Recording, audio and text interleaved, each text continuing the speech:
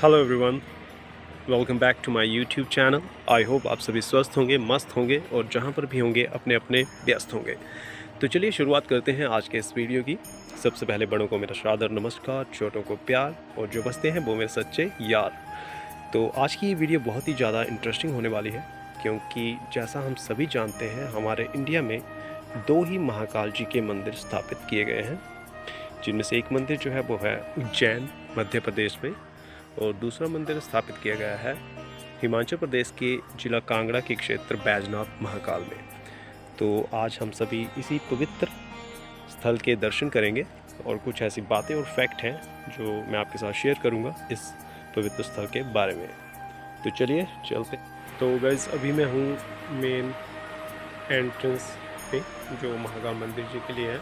तो चलिए मंदिर के अंदर चलते हैं और आपको मैं बताना चाहूँगा जो यहाँ पर शिवलिंग विराजमान है महाकाल मंदिर में। ये माना जाता है कि भगवान शिव जी के तेज से प्रकट हुआ है और मान्यता ये भी है कि भगवान शिव जी के साथ साथ अपरोक्ष रूप में महाकाली जी का वास भी इस पवित्र स्थल पर है।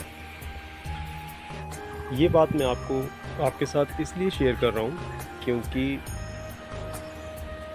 मान्यता यहाँ पर ये भी है, इसके मंदिर के परिसर के बाहर ही, मंदिर के बाहर एक शमशान घाट है जो कि पहले मंदिर में ही, मंदिर के अंदर ही होता था। और पंडित जी ने मुझे बताया है कि 1980 के बाद ये शमशान घाट जो है वो मंदिर के बाहर बनाया गया है। मैं आपको वो शमशान घाट भी दिखा देता हूँ।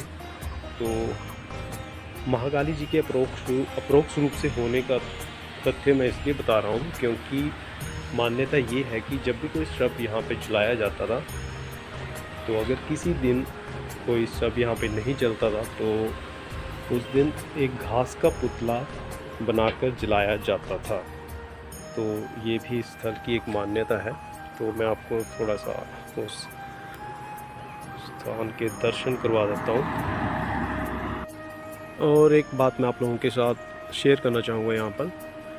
अभी मेरे को पंडित जी ने बताया है थोड़ी देर पहले जब मेरी उनसे बात हो रही थी कि ये जो महाकाल का एरिया, मतलब महाकाल मंदिर जिस जगह पर स्थापित किया गया है, ये 1970 तक मतलब आम जनता के लिए ओपन नहीं था, आम जनता के लिए खुला नहीं था, क्योंकि उस टाइम तक ये मुख्य केंद्र माना जाता था।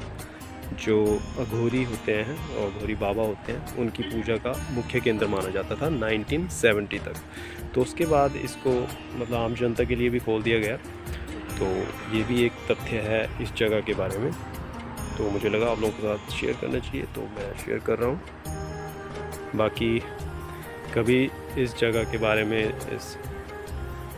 बारे में डिटेल से वीडियो बनाएंगे तो आने वाले टाइम पे। तो चलिए अब चलते हैं हम मंदिर के अंदर।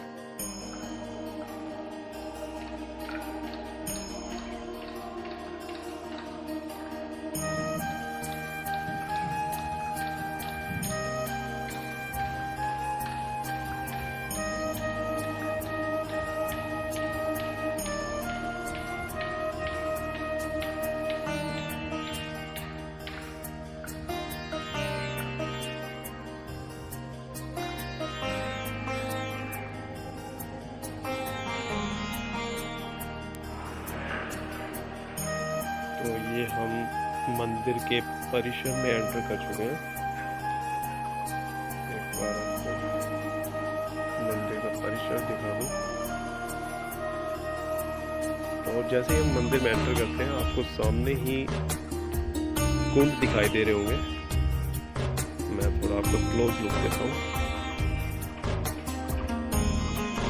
ये देखिए,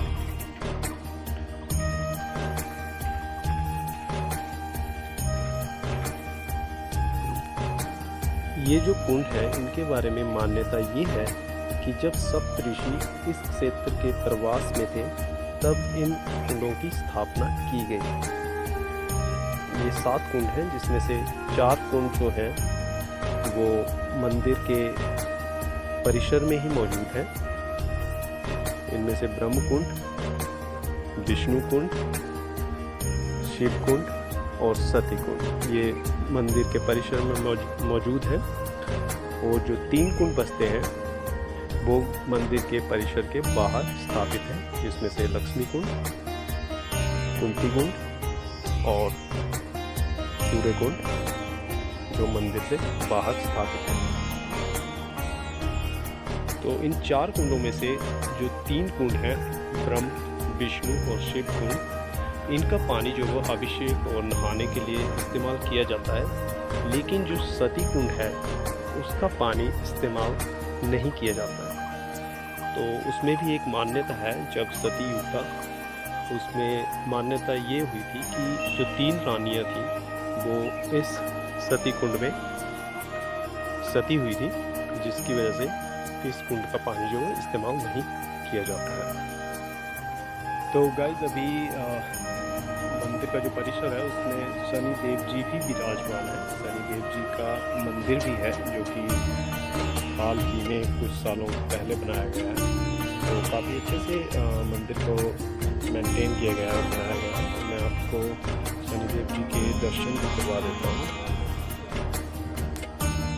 तो ये है शनि देव जी की प्रतिमा जो मंदिर के परिसर में ही स्थापित की गई है। जय हो शनिदेव।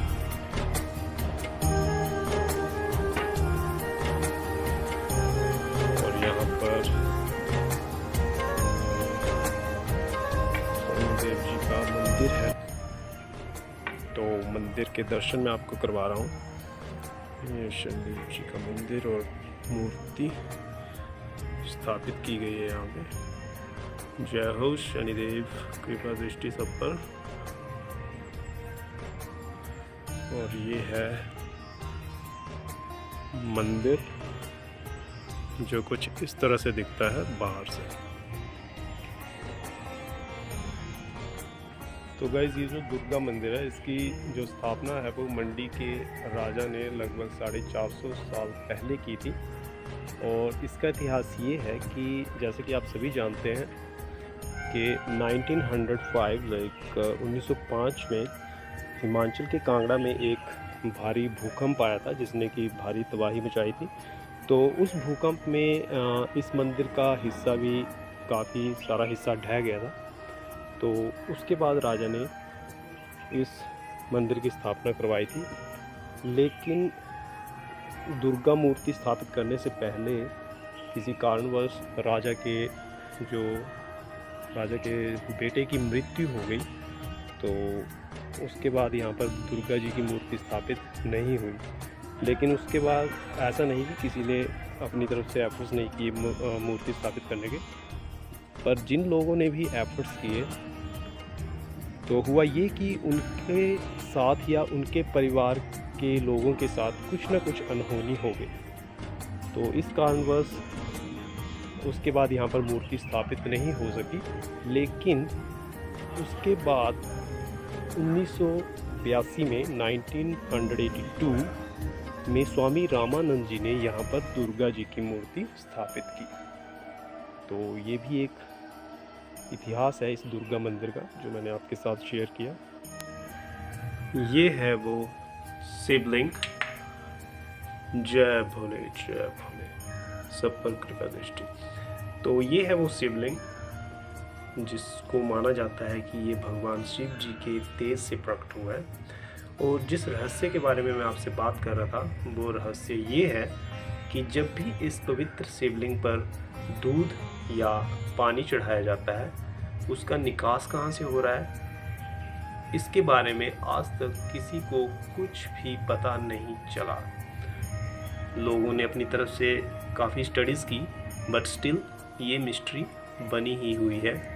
और ये मिस्ट्री इस पवित्र स्थल को और भी पवित्र बनाती है, क्योंकि इस तरह के चमत्कार सिर्फ और सिर्फ भगवान भोले जी ही कर सकते हैं। तो ये था वो रहस्य जिसके बारे में मैं आपसे बात कर रहा था। आई होप कि आप लोगों को अच्छा लगा होगा इस रहस्य के बारे में जानकर। तो गाइज़ इसी के साथ आज का वीडियो क्लोज करता हूँ। आई होप आपको वीडियो पसंद आया होगा। तो वीडियो को ज़्यादा से ज़्यादा लाइक कीजिए, शेयर कीजिए और चैनल को सब्सक्राइब कीजिए। और हाँ, जो बेल आइकन है उसको प्रेस करना ना भूलें, ताकि सबसे पहले आपको मेरे वीडियो की नोटिफिकेशन मिल सके। तो मिलता हूँ गाइज़ आपको एक नए वीडियो के साथ बहुत जल्द। तब तक के लिए bye bye, take care, love you.